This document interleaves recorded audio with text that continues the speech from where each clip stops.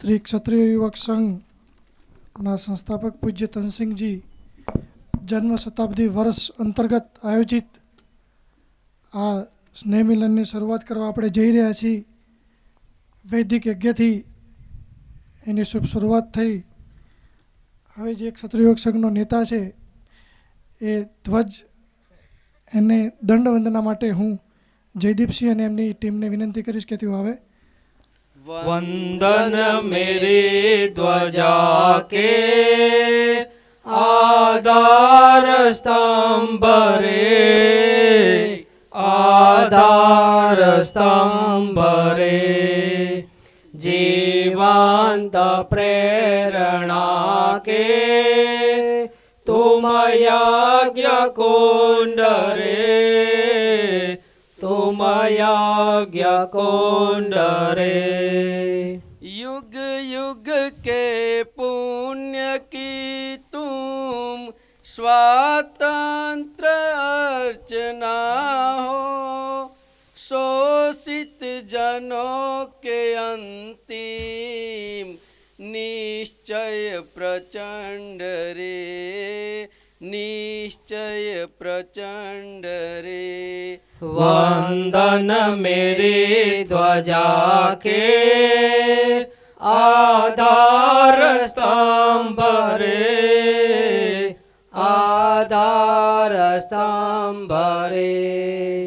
जब बिजली समाए कम भी न थे पतंगे, मेरी परंपरा की ज्योति अखंड रे, ज्योति अखंड रे.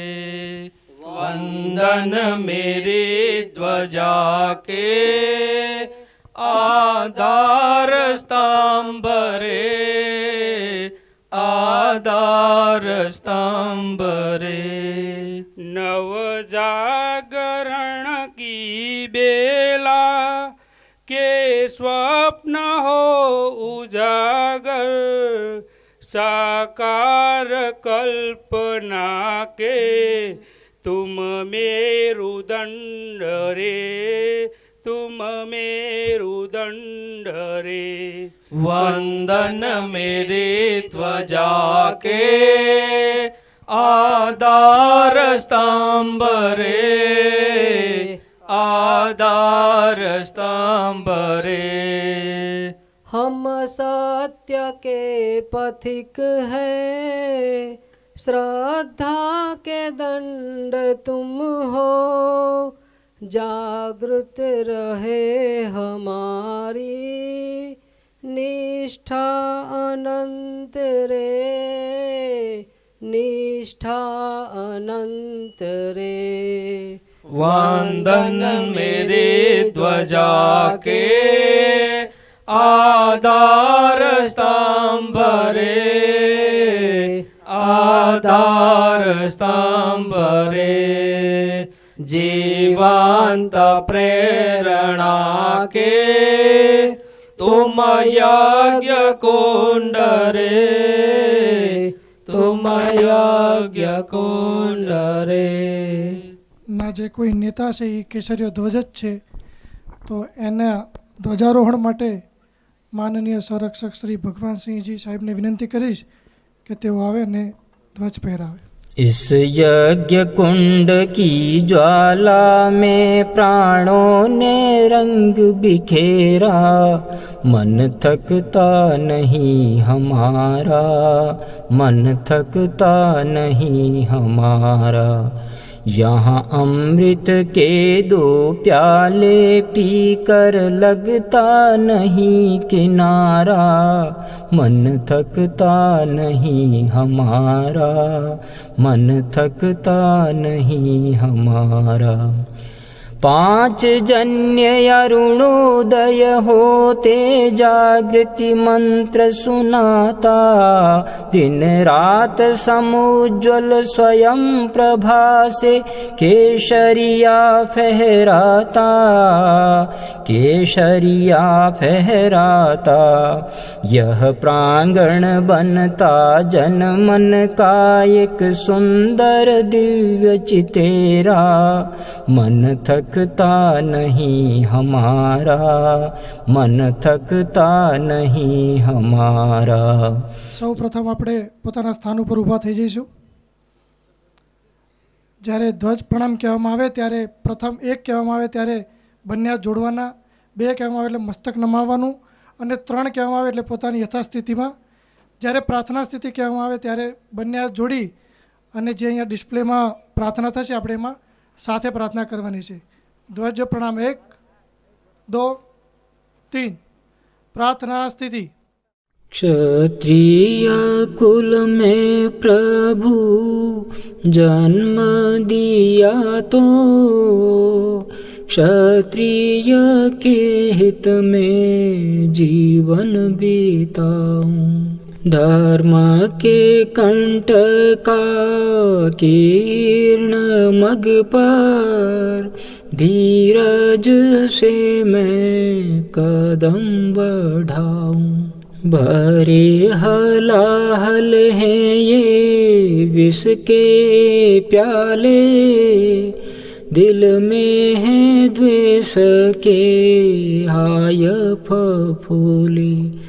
जातीय गगन में चंद्र साबन प्रभु, शीतल चांदनी मैं छिटकाऊं। विचारानुकूल आचार बनाकर, वास्तविक भक्ति से तुम्हें रिझाऊं। क्षत्रिय कुल में प्रभु जन्म दिया तो, क्षत्रिय के हित में जीवन बीताऊं। उच्च सिंहासन ना मुझे बताना, स्वर्ग का चाहे न द्वार दिखाना। जाति की फुलवारी में पुष्प बनाना, ताकि मैं सौरभ से जग को रिझाऊं।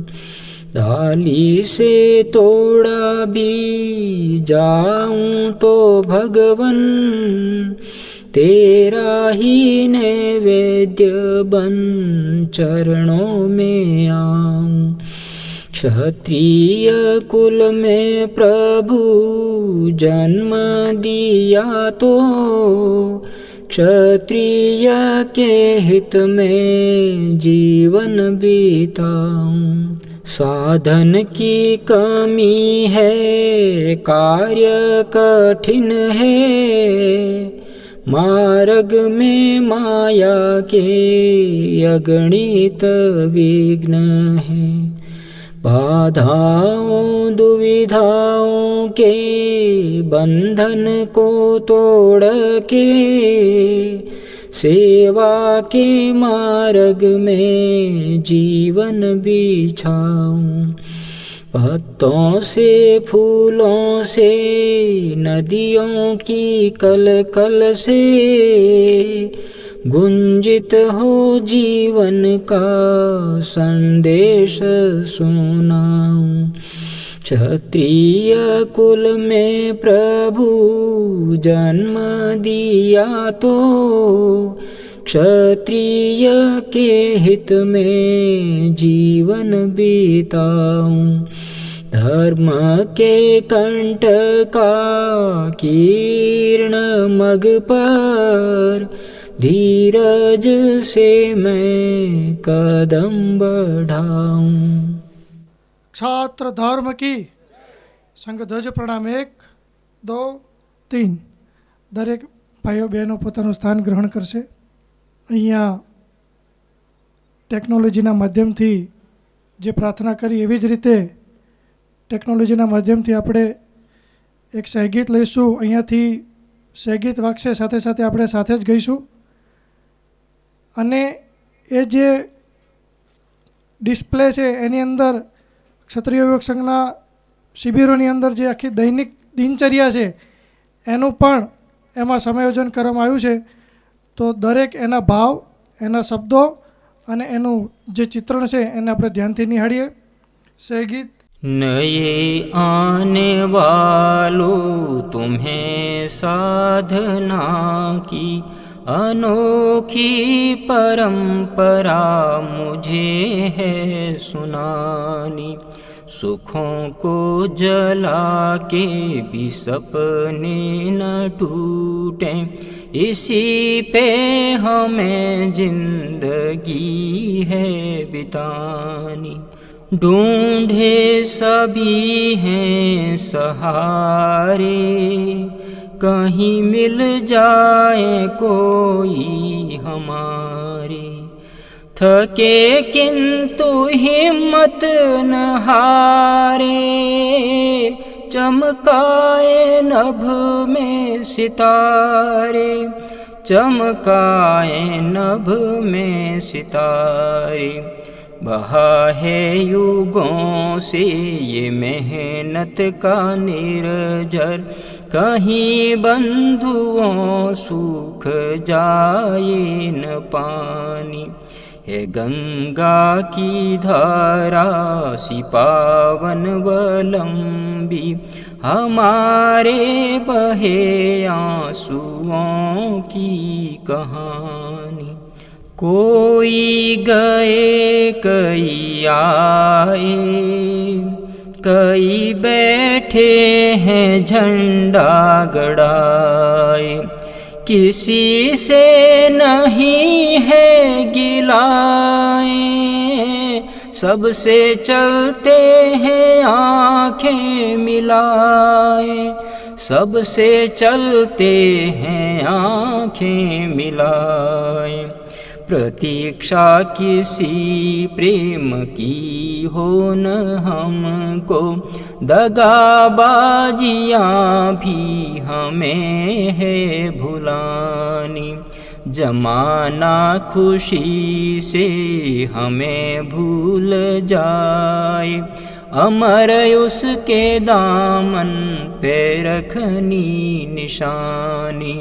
नए आने वालों तुम्हें साधना की अनोखी परंपरा मुझे है सुनानी. हमने लुटाया कितना, कोई देगा हमें क्या इतना. हमने सहा है जितना, धरती सहेगी न उतना, धरती सहेगी न उतना. हमें आने वाले हमारे लहू की कई युगों बाद आज कीमत चुकानी. बिखरे हैं पत्थर खंडहर पुराने, उसी नींव की नई गाथा बनानी. नए आने वालों तुम्हें साधना की अनोखी परंपरा मुझे है सुनानी. बाधाएं आएंगी हमको, अब तक न आई है किसको. चलना है मंजिल पे जिनको, लगेंगे ही कांटे उन्हीं को, लगेंगे ही कांटे उन्हीं को. नया साथ साथी नए हैं अभी पर, युगों की हमारी है प्रीति पुरानी. हिमालय से ऊंची व सागर से गहरी, हमें अपनी निष्ठा को सुंदर बनानी। नए आने वालों तुम्हें साधना की अनोखी परंपरा मुझे है सुनानी। सुखों को जला के भी सपने न टूटे, इसी पे हमें जिंदगी है बितानी। જે ઓટીસી શિબિરનું આ ચિત્રણ છે તે શ્રી ક્ષત્રિય યુવક સંઘનું એક આદર્શ શિબિર સ્થળ બાડમેરની અંદર તૈયાર થયું છે. એની જ અંદર આ શિબિર લાગેલો હતો અને વર્તમાન સમય ટેકનોલોજીનો છે, તો જે કંઈ પણ કાર્ય થાય છે એને ટેકનોલોજી સાથે કેવી રીતે તાલમેલ સાથે બેસાડી શકાય, તો એવો પ્રયાસ અમારી સોશિયલ મીડિયાની એક ટીમે કર્યો છે. ત્યારબાદ ક્ષત્રિય યોગ સંઘમાં ન તો સ્વાગતની પરંપરા છે કે ના વિદાયની પરંપરા છે, છતાં હું શ્રી અણદુભા કાણેટી સંભાગ પ્રમુખ મધ્ય ગુજરાત સંભાગને વિનંતી કરીશ કે તેઓ આપ સૌ પધાર્યા છો તો આપ સૌનું શાબ્દિક સ્વાગત કરે. અણદુભા. જય સંઘ શક્તિ, જય માતાજી. શ્રી ક્ષત્રિય યોગ સંઘ મધ્ય ગુજરાત સંભાગ દ્વારા આયોજિત શ્રી તનસીજી જન્મ શતાબ્દી વર્ષ નિમિત્તે આયોજિત સ્નેહ મિલન સમારોહ કાર્યક્રમમાં પધારેલ સમાજના વડીલો, આગેવાન શ્રીઓ, સામાજિક કાર્યકર્તાઓ, યુવાનો તથા માતૃશક્તિનું હું શાબ્દિક સ્વાગત કરું છું. આખું વર્ષ શતાબ્દી વર્ષ તરીકે ઉજવવાનું છે, તો દરેક ભાઈઓને, વડીલોને નમ્ર વિનંતી છે કે દરેકને સાથ સહકાર આપવા વિનંતી. કારણ કે મધ્ય ગુજરાત સંભાગની અંદર 6 જિલ્લા આવરી લેવામાં આવ્યા છે, એટલે આખું વર્ષ શતાબ્દી વર્ષ તરીકે ઉજવવાનું છે.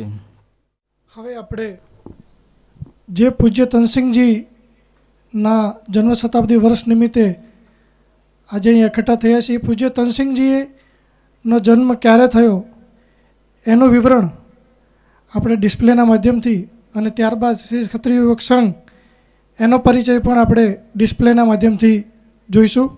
પૂજ્ય તનસિંહજી પરિચય.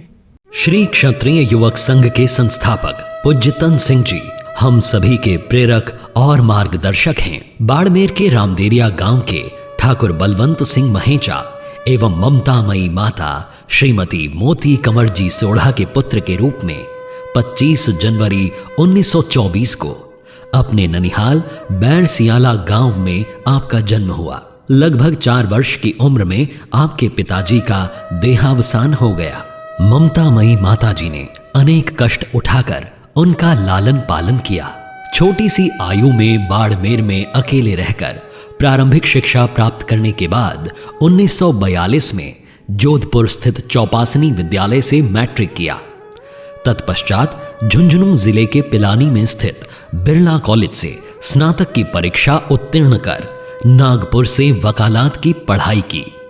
बाड़मेर आकर वकालत प्रारंभ की.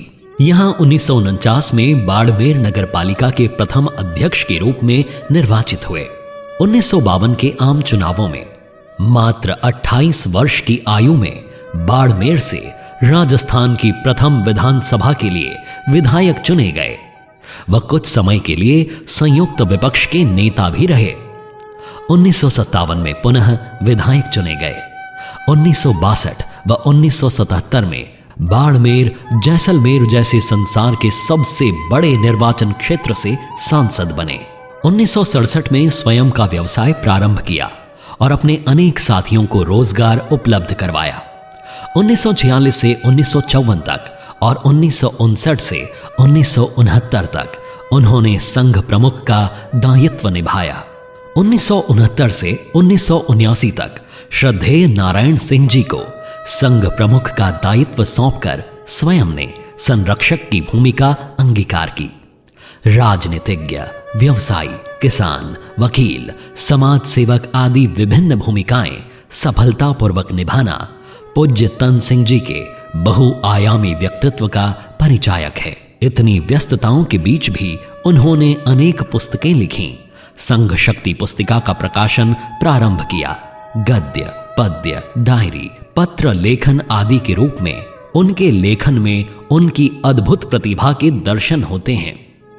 श्री क्षत्रिय युवक संघ के रूप में समाज को अनुपम भेंट देने वाले पूज्य तन सिंह जी की लौकिक देह का देहावसान 1979 की 7 दिसंबर को हुआ।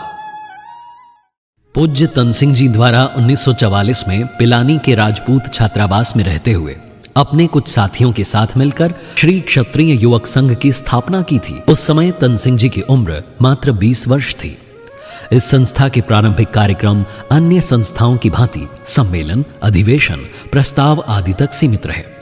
संस्था का प्रथम अधिवेशन 5-6 मई 1945 को जोधपुर, राजस्थान में हुआ तथा द्वितीय अधिवेशन राजस्थान के झुंझुनू जिले के काली पहाड़ी गांव में 11-12 मई 1946 को आयोजित हुआ। किंतु तन सिंह जी ने जिस उद्देश्य से श्री क्षत्रिय युवक संघ की स्थापना की थी, उसकी प्राप्ति इस प्रकार की औपचारिक और सीमित प्रणाली से संभव नहीं थी। इसीलिए वे इससे संतुष्ट नहीं थे। इसी बीच कानून की पढ़ाई के लिए तन सिंह जी नागपुर चले गए। वहां कई अन्य संस्थाओं के संपर्क में रहते हुए अपने उद्देश्य के अनुरूप उपयुक्त प्रणाली हेतु पूज्य श्री का चिंतन चलता रहा। अपने अनुभव व चिंतन से उन्होंने श्री क्षत्रिय युवक संघ के लिए एक सामूहिक संस्कारमयी कर्म प्रणाली की रूपरेखा तैयार की। 21 दिसंबर 1946 को जयपुर लौटे और स्टेशन रोड स्थित मल सीसर हाउस में संघ की तत्कालीन कार्यकारिणी के सदस्यों की बैठक बुलाई। बैठक में श्री क्षत्रिय युवक संघ के स्वयं द्वारा तैयार प्रणाली की रूपरेखा प्रस्तुत की। सभी की सहमति से अगले ही दिन अर्थात 22 दिसंबर 1946 के शुभ दिन श्री क्षत्रिय युवक संघ की अपने वर्तमान स्वरूप में स्थापना हुई। जयपुर में ही 25 से 31 दिसंबर तक श्री क्षत्रिय युवक संघ के पहले शिविर का आयोजन हुआ। तभी से श्री क्षत्रिय युवक संघ निरंतर अपनी सामूहिक संस्कारमयी कर्म प्रणाली के माध्यम से सुप्त क्षात्र शक्ति की जागृति हेतु कार्य कर रहा है। संघ की इस प्रणाली का आधार गीतोक्त अभ्यास और वैराग्य है, जिसके सर्वाधिक महत्वपूर्ण अंग शाखा और शिविर हैं। शाखा में प्रतिदिन एक निश्चित स्थान एवं समय पर 1 घंटे के लिए एकत्रित होकर संघ के स्वयं सेवक संघ साधना का अभ्यास करते हैं।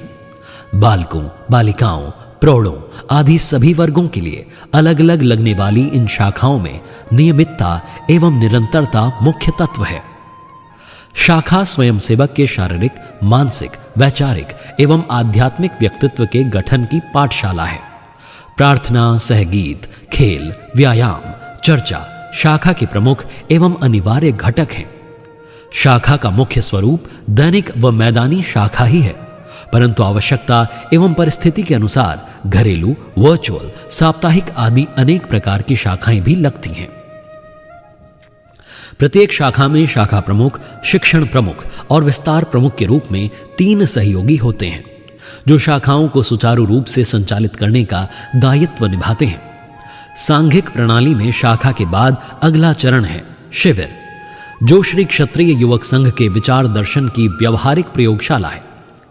श्री क्षत्रिय युवक संघ की साधना ऊर्ध्वगामी साधना है, जो वर्तमान युग के विस्मय वातावरण में अत्यंत कठिन है। इसलिए हमारे दैनिक जीवन से अलग ले जाकर एक कृत्रिम वातावरण का सृजन कर उसमें संघ के सिद्धांतों का अभ्यास करवाने के लिए शिविरों का आयोजन किया जाता है। ऐसे शिविरों के स्थान यथासंभव कोलाहल से दूर, एकांत एवं नीरव होते हैं। शिविरों का आयोजन स्थानीय समाज बंधुओं के सहयोग से किया जाता है। प्रशिक्षण की अवधि, पात्रता, स्तर आदि के आधार पर अलग अलग प्रकार के शिविर आयोजित किए जाते हैं। श्री क्षत्रिय युवक संघ के प्रारंभिक परिचय के लिए 4 दिन के शिविर लगाए जाते हैं, जिनमें प्रायः नए शिविरार्थी भाग लेते हैं। इन शिविरों का प्रमुख उद्देश्य शिविरार्थी में संघ के निर्देशों का अभ्यास एवं समाज के प्रति अपनापन पनपाना होता है। इनका आयोजन प्रायः तहसील स्तर पर होता है।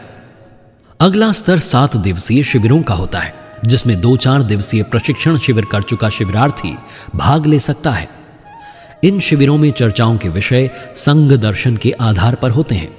पूज्य तन सिंह जी एवं पूज्य आयुवान सिंह जी रचित साहित्य पर चर्चाएं होती हैं। संघ के उद्देश्य एवं कर्म प्रणाली को विस्तार से समझाया जाता है। ये शिविर प्रायः जिला स्तर पर आयोजित किए जाते हैं। 2-4 दिवसीय एवं 1-7 दिवसीय प्रशिक्षण शिविर कर चुके ऐसे शिविरार्थी जिन्होंने कम से कम 10वीं कक्षा उत्तीर्ण कर ली हो, उनके लिए 11 दिवसीय प्रशिक्षण शिविर का आयोजन किया जाता है। यह शिविर प्रायः मई माह में पूरे संघ का एक ही आयोजित होता है, किंतु विशेष आवश्यकता होने पर एकाधिक भी हो सकते हैं। प्रायः इस शिविर में माननीय संघ प्रमुख श्री का सानिध्य प्राप्त होता है। इस शिविर में संघ दर्शन के विभिन्न विषयों यथा ध्येय, साधना, लोक संग्रह, अधिकारी साधक, ऐतिहासिक अंतरावलोकन, जीवित समाज के लक्षण, हमारी संस्कृति, अनुशासन, उत्तरदायित्व, ध्वज, नेतृत्व आदि को विस्तार से समझाया जाता है। बालिकाओं के लिए पृथक शिविरों का आयोजन होता है जो 4 अथवा 7 दिन के होते हैं। इन शिविरों में बालिकाओं को विभिन्न कार्यक्रमों द्वारा हमारे गौरवमयी इतिहास और संस्कृति से परिचित कराया जाता है एवं क्षत्रिय नारी के रूप में उनके दायित्व बोध को जागृत किया जाता है। शिविर का संचालन वरिष्ठ स्वयंसेविकाओं द्वारा किया जाता है। शिविर स्थल की व्यवस्था एवं सुरक्षा का दायित्व केंद्र द्वारा नियुक्त वयोवृद्ध स्वयंसेवकों के जिम्मे रहता है। स्वयंसेवकों के पारिवारिक जीवन में संघ दर्शन के अनुरूप व्यवहार व वातावरण निर्मित करने के उद्देश्य से माननीय संघ प्रमुख श्री के सानिध्य में विभिन्न आयु वर्ग के अलग अलग समूहों में दंपत्ति शिविर विभिन्न तीर्थ स्थलों पर प्रतिवर्ष आयोजित किए जाते हैं। छोटे बालकों के लिए बाल शिविरों का भी आयोजन किया जाता है, जिनमें शिविरों में 6 से 10 वर्ष की आयु तक के बालक भाग ले सकते हैं। खेल और सहगायन बाल शिविर की मुख्य गतिविधियां होती हैं। इनके अतिरिक्त भी विशेष आवश्यकता हेतु विशेष शिविर आयोजित किए जाते हैं, जैसे अविवाहित स्वयंसेवकों के शिविर, कार्यकर्ताओं के विशेष शिविर, प्रशिक्षकों के विशेष शिविर, विशेष मिलन शिविर, व्यवसाय के अनुसार शिक्षक शिविर, अधिवक्ता शिविर, कृषक शिविर, राजनीतिक कार्यकर्ताओं के शिविर आदि। शाखा व शिविर के अतिरिक्त लोक संग्रह के उद्देश्य से अन्य गतिविधियों यथा जयंती समारोह, स्नेह मिलन, संपर्क यात्राएं, संगठनात्मक बैठकें, विचार गोष्ठियों आदि का आयोजन भी किया जाता है। श्री क्षत्रिय युवक संघ से संबद्ध संस्था संघ शक्ति प्रकाशन प्रन्यास द्वारा एक मासिक पत्रिका संघ शक्ति व पाक्षिक समाचार पत्र पथ प्रेरक का प्रकाशन किया जाता है। संघ शक्ति का प्रकाशन 1960 से व पथ प्रेरक का प्रकाशन 1997 से निरंतर जारी है। जयपुर में संघ का स्थायी केंद्रीय कार्यालय संघ शक्ति के नाम से स्थित है। इसके अलावा बाड़मेर, जोधपुर, जैसलमेर, बीकानेर, कुचामन सिटी, सुरेंद्र नगर गुजरात में संघ के स्थायी क्षेत्रीय कार्यालय स्थित हैं। बाड़मेर में आलोक आश्रम के नाम से एक आदर्श शिविर स्थल विकसित किया जा रहा है। इन सब का संचालन संघ से संबद्ध सहयोगी संस्थाओं द्वारा किया जाता है। श्री क्षत्रिय युवक संघ के सर्वोच्च सहयोगी संघ प्रमुख होते हैं, जिनका प्रति 5 वर्ष में संघ के योग्य मतदाता स्वयंसेवकों द्वारा निर्वाचन किया जाता है। माननीय संघ प्रमुख श्री द्वारा प्रतिवर्ष ग्रीष्मकालीन प्रशिक्षण शिविर में संगठन के सुचारू संचालन के लिए अपने सहयोगियों में केंद्रीय स्तर पर संचालन प्रमुख, केंद्रीय कार्यकारी एवं विभाग प्रभारी नियुक्त किए जाते हैं। संघ के संपूर्ण कार्यक्षेत्र को संभागों में बांटकर संभाग प्रमुख नियुक्त किए जाते हैं। संभाग प्रांतों में विभक्त होते हैं और प्रांतों को मंडलों में विभक्त किया जाता है। प्रांत स्तर के सहयोगी को प्रांत प्रमुख एवं मंडल स्तर के सहयोगी को मंडल प्रमुख कहा जाता है। श्री क्षत्रिय युवक संघ का कार्य वर्तमान में राजस्थान, गुजरात, मध्य प्रदेश, उत्तर प्रदेश, हरियाणा, महाराष्ट्र, दिल्ली आदि राज्यों में चल रहा है। दक्षिण भारत के आंध्र प्रदेश, कर्नाटक, तमिलनाडु आदि राज्यों में भी संघ कार्य विस्तारित हो रहा है। देश के विभिन्न राज्यों के विभिन्न शहरों और गांवों में संघ की शाखाएं नियमित रूप से लगती हैं, जिनमें बालक बालिकाएं संघ की संस्कार प्रणाली द्वारा अपने व्यक्तित्व का विकास कर रहे हैं। विदेशों में रह रहे स्वयंसेवकों ने वहां भी संघ की शाखाएं प्रारंभ करके संघ कार्य का बीजारोपण किया है। दुबई, जापान, अमेरिका व इंग्लैंड आदि देशों में भी संघ की शाखाएं लगती हैं। संघ श्री प्रताप फाउंडेशन, श्री दुर्गा महिला विकास संस्थान, श्री क्षात्र पुरुषार्थ फाउंडेशन, श्री प्रताप युवा शक्ति आदि आनुषंगिक संगठनों के माध्यम से समाज से संबद्ध विभिन्न विषयों पर भी कार्य कर रहा है। આપણે અહીંયા ટેકનોલોજીના માધ્યમથી પૂજ્ય તનસિંહજી અને શ્રી ક્ષત્રિય યોગ સંઘ શું કરે છે એના વિશે જોયું અને સાંભળ્યું. પૂજ્ય તનસિંહજીને પોતાના જીવનના પ્રત્યેક દિવસના 18 કલાક મારા ક્ષત્રિય સમાજના ઉત્થાન માટે અને એના સિંચન માટે હું શું કરી શકું એના માટે શાસ્ત્રોનો અભ્યાસ કર્યો. સંતો સાથે પરામર્શ પછી એવું અદ્ભુત સાહિત્ય એનું સર્જન કર્યું. એવી અદ્ભુત કાર્યપ્રણાલી જેમ આપણે અહીંયા જોયું કે શિબિરોના માધ્યમથી સવારે 4થી લઈ અને રાત્રિના 10 વાગ્યા સુધી વિભિન્ન પ્રકારના બાળકો, યુવાનો અને વડીલોને પણ એક જ જગ્યા ઉપર પ્રશિક્ષણ આપવામાં આવે છે. અને દરેકને પ્રશિક્ષણ જે આપવામાં આવે છે એને અલગ અલગ વિભાગોમાં એની વહેંચણી થાય છે. અને એક શિબિરની અંદર ઘટનાયક, પથક શિક્ષક અને શિબિર સંચાલક આ 3 મુખ્ય એના અંગો છે. આપણને આશ્ચર્ય થશે કે જે પ્રશિક્ષણ આપવાનું દાયિત્વ છે એ પણ આ શિબિરની અંદર પ્રશિક્ષણ પ્રાપ્ત કરે છે. એની અંદર લાગતી શાખાઓ, પ્રત્યેક દિન મારા સમાજ પ્રત્યેનું શું દાયિત્વ છે, મારે જીવન કેવું જીવવું જોઈએ, ક્ષત્રિય તરીકે એનું સમજ શાખા દ્વારા આપણને મળે છે. પૂજ્ય તનસિંહજી જન્મ શતાબ્દીનો આગાજ 25 જાન્યુઆરી 2023ના રોજ એમનું જન્મસ્થાન એમનું નનિહાલ મોસાળ બેરસિયાલાથી થયું. અને માનનીય સંરક્ષકશ્રીએ આખા વર્ષને જન્મ શતાબ્દી વર્ષ તરીકે યોજવાનું નક્કી કર્યું.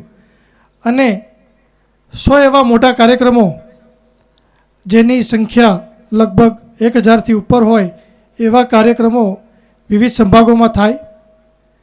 નાના નાના ગામડાઓની અંદર જ્યાં રાજપૂત પરિવારો રહે છે, શહેરોની અંદર જ્યાં આપણા ભાઈઓ રહે છે, ત્યાં સુધી પૂજ્ય તનસિંહજીનો આ વિચાર, કારણ કે પૂજ્ય તનસિંહજીએ કીધું છે કે ઇસ બંદે કી ફરિયાદ કો ઘર ઘર મેં સુના દેના, તો એક પ્રચાર અને પ્રસાર માટે સંપર્ક યાત્રાઓ થાય, સ્નેહ મિલનો થાય, શિબિરો થાય, શાખાઓનો વ્યાપ્ત વધે, એના માટે આખા વર્ષ દરમિયાન આયોજનો કરવાના છે.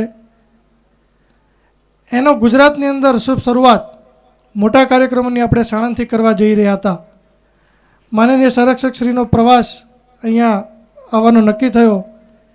આવતીકાલથી 3 દિવસનો એક વિશેષ શિબિર સુરેન્દ્રનગર ખાતે થવાનો છે. એમાં પોતે ભાગ લેવા જતા હતા. અને એ સમયના આગલા દિવસે એટલે કે આજે આપણે અહીંયા આ સ્નેહ મિલનના ભાગરૂપે અહીંયા ઉપસ્થિત છીએ. 16 સંભાગની અંદર વિવિધ પ્રકારના આવા મોટા સ્નેહ મિલનના કાર્યક્રમો થશે. અને આનો ભવ્ય કાર્યક્રમ પૂજ્ય તનસિંહજી જન્મ શતાબ્દી વર્ષનો એ 28 જાન્યુઆરી 2024ના રોજ ભારતની રાજધાની દિલ્હી ખાતે કરવા જઈ રહ્યા છીએ. તો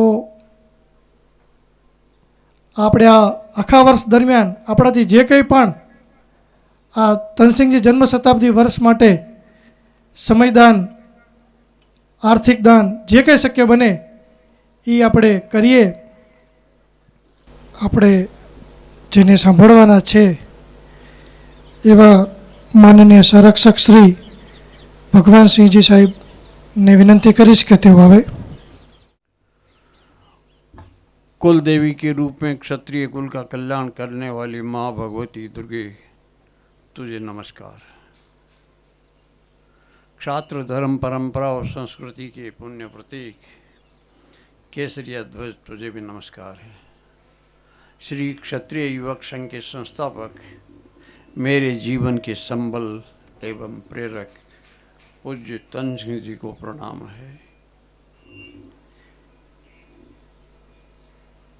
आज के इस शताब्दी समारोह के संबंध में बुलाई गई इस स्नेह मिलन में पधारे हुए आप सब लोगों को नमन करता हूँ।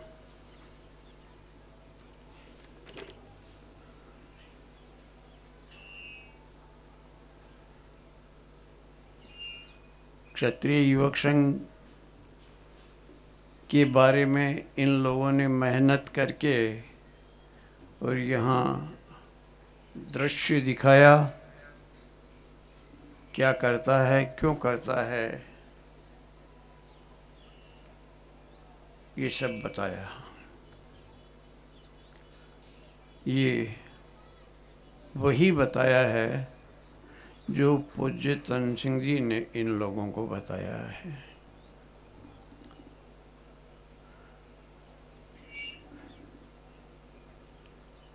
एक बहुत ही सामान्य से भी नीचे के स्तर के परिवार में जन्म लेने वाले, उस समय जागीरें थी, इनके पास भी 90 रुपए की इनकम वाली जागीर थी।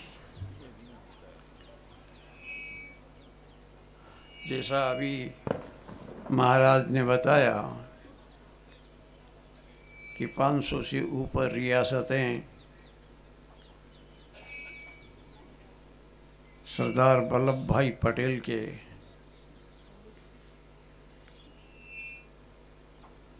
आग्रह पर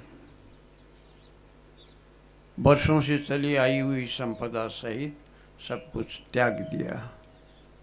ये आधुनिक युग में त्याग का एक अनूठा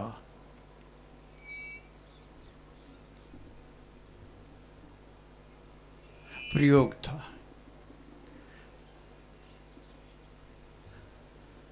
कुछ लोग ऐसे भी थे जिन्होंने मना किया कि हम हमारी रियासत को आपको नहीं देंगे। सरदार वल्लभ भाई पटेल ने उनको समझाने का बहुत प्रयत्न किया, न माने तो उनको बहुत कुछ भुगतना पड़ा। जो होना था वो तो हुआ।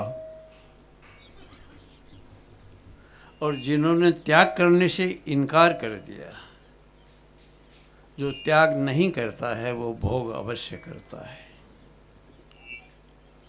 ईशोपनिषद का श्लोक अभी दोहराया गया, वह तन सिंह जी को बहुत प्रिय था। ईशा वाच्यमिदं सर्वं यत्किंच जगत्याम जगत तेन त्यक्तेन भूंजिता माँ हृदय कस्य स्विद्धनम। इसमें पूरा आध्यात्म आ गया, पूरी राजनीति आ गई, पूरा अर्थशास्त्र आ गया, पूरी सामाजिक व्यवस्था आ गई।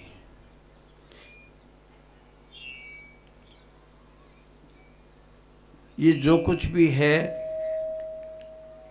जिसको हम देख पाते हैं अथवा नहीं, है सब ईश्वर का, उसके द्वारा आच्छादित है।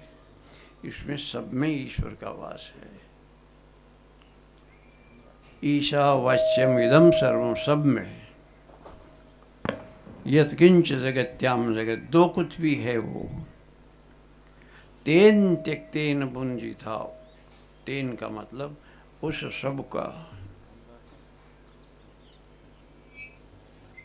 त्याग करके भुंजिता शब्द आया है। कुछ लोग उसका अर्थ लेते हैं भोग करो, ये सही व्याख्या नहीं है।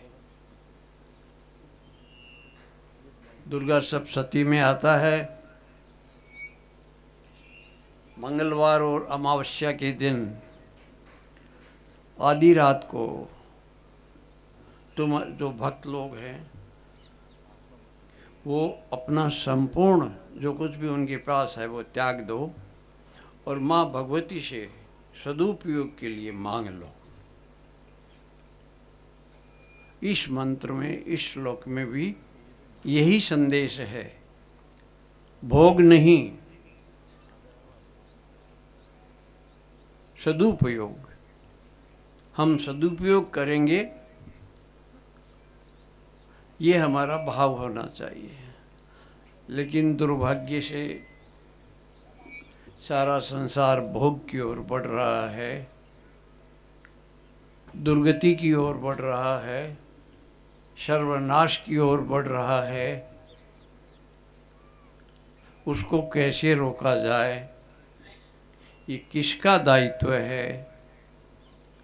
ये भारतवर्ष का दायित्व है। ये हमारे राष्ट्र का दायित्व है जो विश्व गुरु था। उसको फिर से विश्व गुरु बनाना हो तो यही मंत्र हमको धारण करना पड़ेगा। तेन त्यक्तेन भुंजिथा माँ हृदय, गिद्ध मत बनो। गिद्ध क्या करता है? आकाश में बहुत ऊंचे उड़ता है और ज़मीन पर पड़े हुए मरे हुए पशु के कंकाल को देखकर उस पर दृष्टि रहती है। ऐसी दृष्टि हमारी न हो। माँ हृदय कस्य श्वेत धनम, ये धन किसका है? ये उसी का है। जब उसका है तो तुम भोग कैसे कर सकते हो? तुमने दिया तब चरणों में है न्योछावर, स्वीकार करो। ये हमारा भाव होना। ये शरीर किसने दिया? ये जागीरें और ये रजवाड़े किसने दिए थे? हम कहेंगे युद्ध में जीत करके उन्होंने प्राप्त की। युद्ध में बहुत जीतते हैं, सबको नहीं मिलते हैं। जो त्याग को कुछ नहीं समझते वही क्षत्रिय है, और त्याग से जो डरता है वो चाहे किसी जाति का हो, किसी वर्ण का हो, वो मनुष्यतर जीवन जीता है। मेरे दृष्टिकोण से जो हमने एक अभी पुस्तक आपको दी जाएगी, हमारे गुरु हैं बनारस के पास छत्तीसगढ़ में, तीसरी जमात तक पढ़े हुए हैं, फिर भी गुरु के आदेश पर उन्होंने ये यथार्थ गीता लिखी है। बहुत स्पष्ट किया है। ये पुस्तक भी एक क्षत्रिय ने लिखी है। मैंने तो ये भी सुना है कि अधिकांश उपनिषद क्षत्रिय ऋषि थे, उन्होंने लिखे थे। जो अपने जीवन का त्याग करके, अपने घर बार का त्याग करके, तपस्या करके जो अनुभूति हासिल की, वही वेद लिख सकते हैं, वही उपनिषद लिख सकते हैं। वो लिखे नहीं हैं, वो उनके मुंह से उच्चारित हुआ है। इसीलिए अपौरुषेय कहा गया है वेदों को।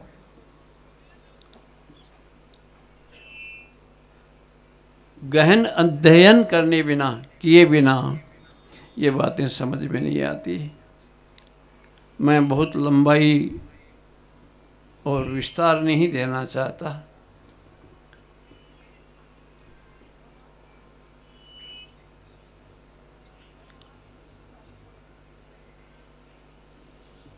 अरविंद, महर्षि अरविंद ने कहा कि जिस देश का राजा क्षत्रिय नहीं है, ब्राह्मण को उसमें रहना ही नहीं चाहिए, पाप है।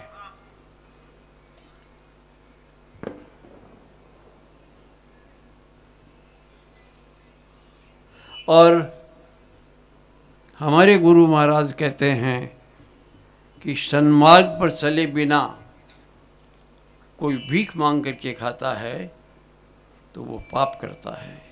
किसी से पैसा लेता है तो पाप करता है। सम्मान पाता है तो पाप करता है। आज ये क्षत्रियों की बैठक है। मैं ऐसा सोचता था कि सभी लोगों को बुलाया जाए, केवल दरबारों को ही नहीं, सब में एक ईश्वर का वास है। तो ऐसी यदि हमारे पास में कोई श्रेष्ठ वस्तु है तो सब कोई सुने। अभी पिछले साल एक जयपुर में क्षत्रिय युवक संघ को 75 वर्ष पूरे हुए। उस समय हीरक जयंती मनाई गई थी और बहुत सारी बातें हुई थी। एक बात आई थी कि हमारी जाति के लोगों में, बैठे सब हैं लेकिन राजपूतों के बारे में कहा, बहुत ऐसे ऐब हैं जो समाज को तोड़ते हैं। कोई दारू की बात नहीं करी, मांस की बात नहीं करी। जो लोग शोषित हैं, जिनको हम दलित कहते हैं, वो विवाह में यदि घोड़ी पर चढ़ते हैं तो उनको प्रताड़ित किया जाता है, मारपीट की जाती है, घोड़ी से उतार देते हैं। ये बहुत पाप हम कर रहे हैं। तो कुछ लोग पुण्य कमा रहे हैं, कुछ लोग पाप कर रहे हैं। तो खींचातानी चल रही है देवी संपदा और असुर संपदा के बीच में, और ये सदैव से थी, सदैव रहेगी। उनको हम मिनिमाइज कैसे कर सकते हैं? परित्राणाय साधूनां विनाशाय च दुष्कृतां धर्म संस्थापनार्थाय संभवामि। युगे युगे भगवान का ये आश्वासन, भगवान का ये संदेश। जो दुखी लोग हैं,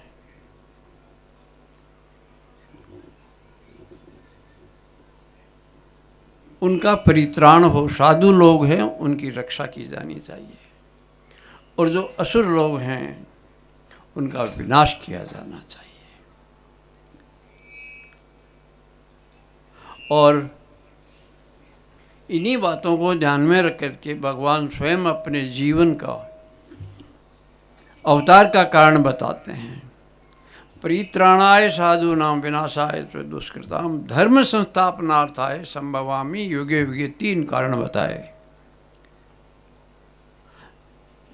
धर्म नाम की कोई चीज नहीं है। ऐसे महात्मा लोग अपनी त्याग तपस्यामयी जीवन से धर्म की व्याख्या करते हैं, धर्म के मार्ग पर चलते हैं,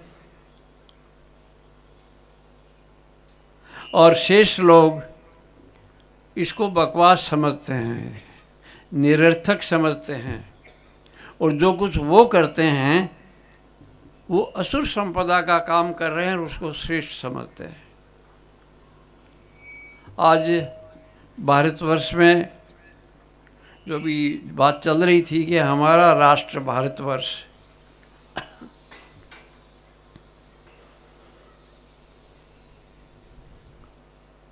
हमेशा पायनियर था।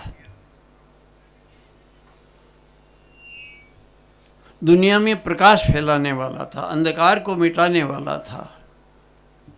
उसकी ये दुर्गति कैसे हुई? उसमें से एक बहुत बड़ा कारण तो है कि हम लगभग 1000 साल से बर्बर जातियों के गुलाम रहे, जिन्होंने, कमजोरी चाहे हमारी रही हो, उन लोगों ने जो अत्याचार किए और हमको हमारा जो कुछ भी श्रेष्ठ चीज थी उनको नष्ट किया। उससे एक हीन भावना हमारे अंदर आई और हमने मान लिया। आज के विद्यार्थियों से यदि कुछ भी पूछा जाए इस संबंध में, तो वो कभी इस बात को मानेंगे ही नहीं कि भारतवर्ष श्रेष्ठ राष्ट्र है, हिंदू एक श्रेष्ठ कौम है, क्षत्रिय एक श्रेष्ठ कौम है। और क्यों है? पढ़ा ऐसा जाता है विदेशियों की संतान है, विदेशों से आए थे, यहाँ आकर के कब्जा कर लिया। और ये सत्यम जी और इनका संगठन बहुत संघर्ष करते हैं, लेकिन कुछ चीज़ें इनके हाथ से भी निकलती जा रही है। आपके गुजरात और राजस्थान के बॉर्डर पर 2 जिले हैं, डूंगरपुर और बांसवाड़ा। वहाँ के लोगों ने तो ये कहना शुरू कर दिया है कि हम आदिवासी हैं, इसका अर्थ है कि इस देश के आदि से रहने वाले हम लोग हैं, तुम लोग क्या मांगते हो, निकलो यहाँ से। इस प्रकार का जहर फैलाया जा रहा है। उस जहर के अंदर ये अमृत के 2 बूंद डालते हैं, बहुत थोड़ा असर होता है, दूसरे लोगों को आकर के बहकाने वाले बहुत हैं। हमारी संस्कृति का सत्यानाश करने वाले हमारे ही लोग उनके साथ हो जाते हैं। विदेशों में जा करके बहुत अच्छी बातें सीखी, जिसके कारण ये देश हमारा आज़ाद हुआ, लेकिन गलत परंपराएं बहुत लेके आ गए। उनके कारण जिनको हम बार बार खोजते हैं, पाश्चात्य संस्कृति, अपसंस्कृति, असुर संस्कृति, हम उस ओर जा रहे हैं। यदि कोई श्रेष्ठता हमारे अंदर नहीं होती तो आज भी अमेरिका के, यूरोप के दार्शनिक आका करके यहाँ क्या खोज रहे, आदिकाल से आ करके यहाँ खोजते हैं, वहाँ नहीं मिलता उनको। ये भूमि ही ऐसी है। और इसीलिए यहाँ के एक सज्जन कहते हैं कि इस दुनिया में सबसे श्रेष्ठ है मनुष्य जीवन। वो हमको भगवान ने किसी विशेष कृपा से हमको दिया है। दूसरी विशेषता बताते हैं कि ये भारतवर्ष हमारा ऐसा देश है, हमको अपने आप को भाग्यवान समझना चाहिए कि जो दूसरों के लिए जीने की शिक्षा देते हैं, जहाँ का नीति शास्त्र भी ये कहता है अपना परिवार के लिए स्वयं का स्वार्थ छोड़ दो, और गांव के लिए अपने परिवार का स्वार्थ छोड़ दो, और राष्ट्र के लिए तो सब कुछ छोड़ दो।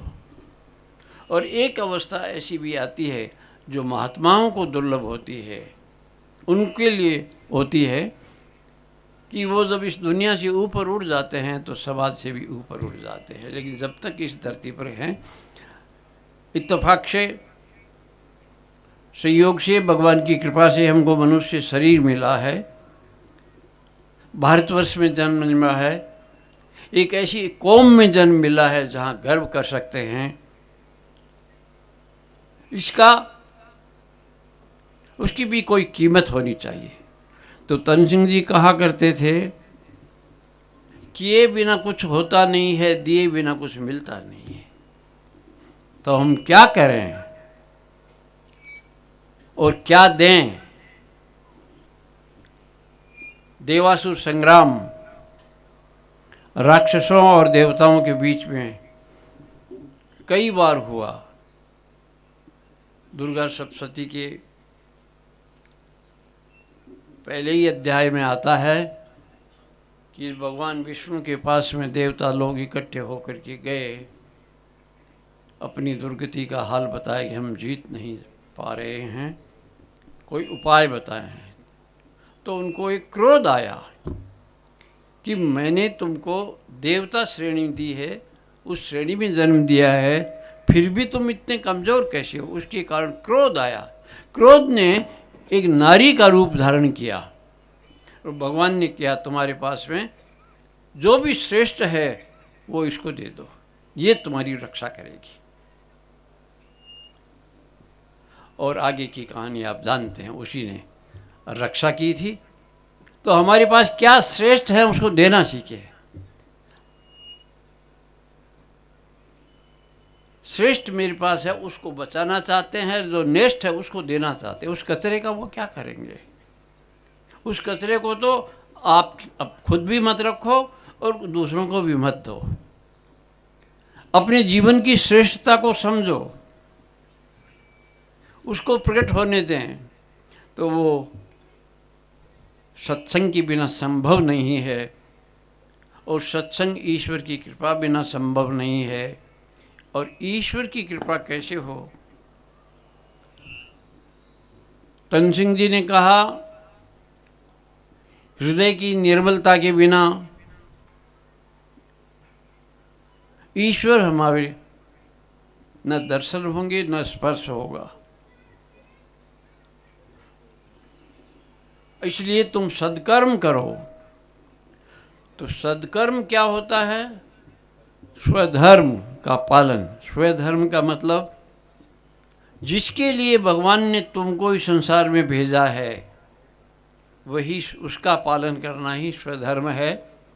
स्त्री है तो स्त्री धर्म का पालन करें, पुरुष है तो पुरुष धर्म का पालन करें, अध्यापक है तो अध्यापक के धर्म का पालन करें, अफसर हैं तो अफसरों के धर्म का पालन करें, सबॉर्डिनेट हैं तो वो अपना पालन करें, कृषक अपना पालन करें। ऐसी छोटी छोटी बातों के माध्यम से पूज्य तन सिंह जी ने हमारे अंदर जो सद्गुण भरे उस सबको मिल पाए हों ऐसा दावा मैं नहीं करता, क्योंकि संस्कारों का निर्माण एक दिन का काम नहीं है। और जहाँ तक मैंने अध्ययन किया है, संस्कार माता पिता से भी आते हैं, संस्कार आपके स्कूल में भी आते हैं, संस्कार में खेलते हुए बच्चों के बीच में रहते हैं वहाँ से भी आते हैं, वो अच्छे और बुरे। एक लंबी परंपरा है। माता के गर्भ से संस्कार शुरू होता है। उस समय कितनी सावधानी रखनी चाहिए ये महिलाओं को बताया ही नहीं जाता। क्षत्रिय युवक संघ के शिविरों में बताया जाता है, दंपति शिविर में बताया जाता है। पिता और पत्नी दोनों होते हैं, तो पति और पत्नी।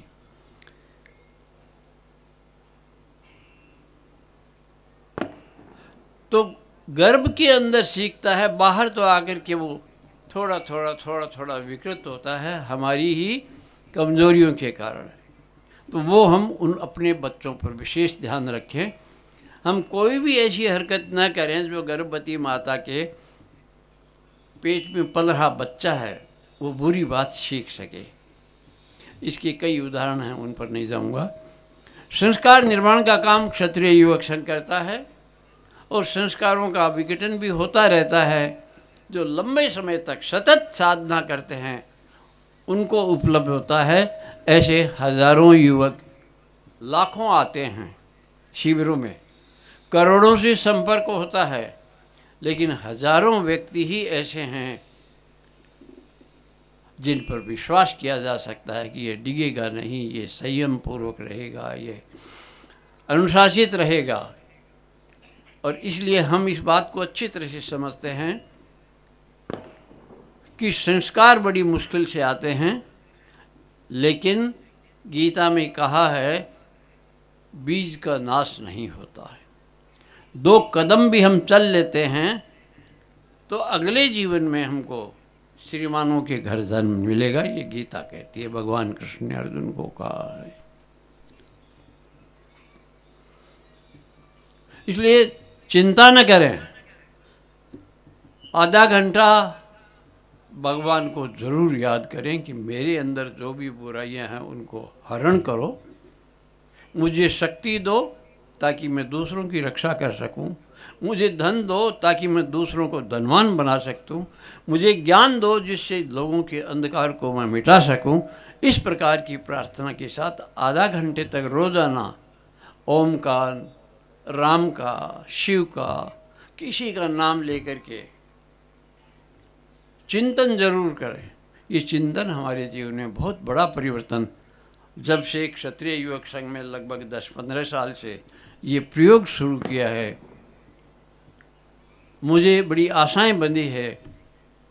और क्षत्रियों के अलावा मेरी बात को सुन करके अनेकों दूसरे समाज भी मुझे बुला करके मेरी बात सुनते हैं, और सुनते ही नहीं हैं, अनुकरण करते हैं। तो ऐसा हो कि हम कुछ ऐसा करें कि लोग हमारा अनुकरण करना शुरू कर दें, पीछे चलना शुरू हो जाए, लेकिन गलत रास्ते पर नहीं, सही रास्ते पर हम चलते रहें। ऐसी भगवान से शक्ति मांगे, ऐसी प्रार्थना करें, और निश्चित रूप से इस जाति का क्षत्रिय जाति का भविष्य उज्जवल है, और यदि क्षत्रिय जाति का भविष्य उज्जवल है तो पूरे राष्ट्र का भविष्य उज्जवल है। और यदि ये राष्ट्र श्रेष्ठ बन जाता है तो सारा संसार श्रेष्ठ बनने के लिए विवश हो जाएगा एक दिन। हम ये नहीं कहते कि वो हमारे कदमों में झुक जाएगा, लेकिन हमको अनुकरण करने वाला बन जाएगा। तो ये एक कण से लेकर के मन तक की बात करता है। वहाँ ऐसा शिक्षण जो क्षत्रिय युवक संघ में दिया जाता है, इसकी जैसा अभी घोषणा की गई कि दिल्ली की राजधानी में 28 जनवरी 2024 को शताब्दी समारोह का समापन होगा। पूरे देश से लोग आएंगे। मैं आपको भी आमंत्रित करता हूँ, जोश के साथ आप आएं और पूरे राष्ट्र में प्रतिष्ठा करें क्षत्रिय की जय संघ शक्ति।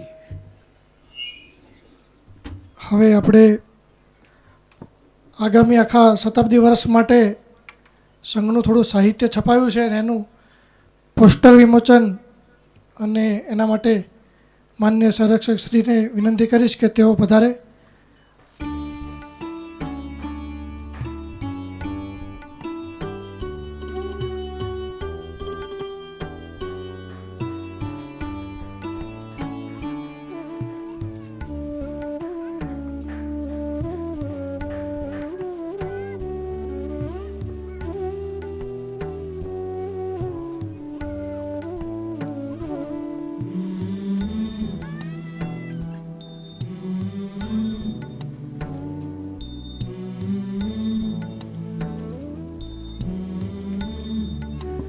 હવે હું માન્ય સંરક્ષક શ્રીને વિનંતી કરીશ કે તેઓ ધ્વજા અવરોહણ માટે પધારે.